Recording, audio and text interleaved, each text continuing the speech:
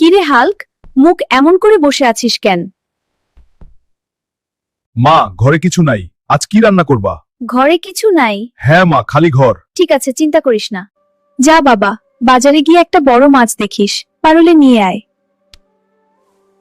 চল বাজারে যাই। হ্যাঁ চল। এই মাছ কত দাম? মাত্র 100,000 টাকা।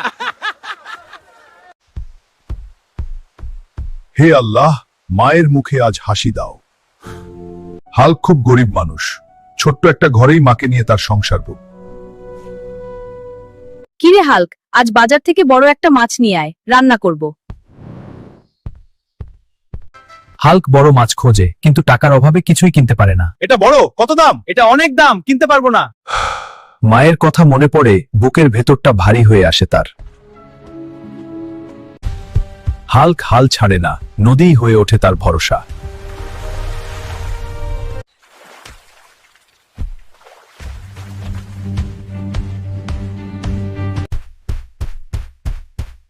আল্লাহ তোকে ভালো রাখুক বাবা। ও মা, এ কি সুন্দর মাছ রে। তোমার জন্য এনেছি মা। তুই না আমার সবচেয়ে বড় শক্তি।